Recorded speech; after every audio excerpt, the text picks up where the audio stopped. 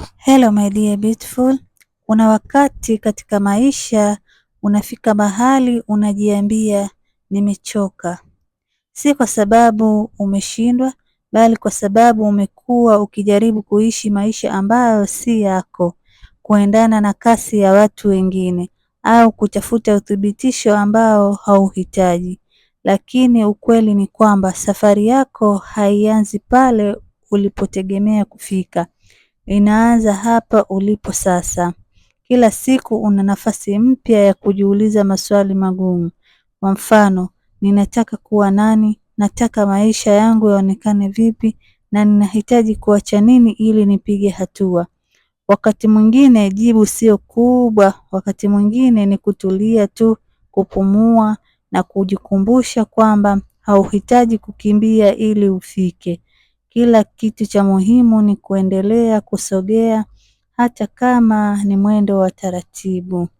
Maisha yanabadilika pale unapoamua kujipa nafasi ya kupona taratibu, nafasi ya kujifunza tena na nafasi ya kujenga tabia mpya. Hakuna mtu anayepita katika safari hii bila kukosea, bila kuumia, bila kupoteza. Lakini kila uzoefu unaokutana nao unakuandaa kwa kitu ambacho bado hujakiona.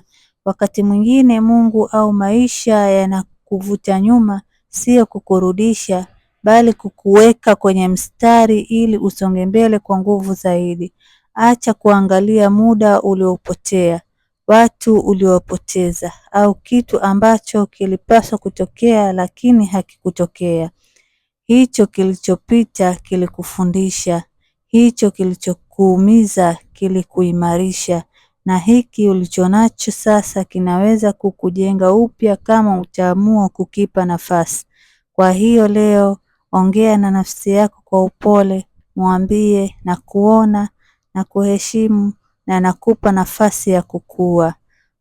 Usijisukume sana, usijichukie, usijilinganishe.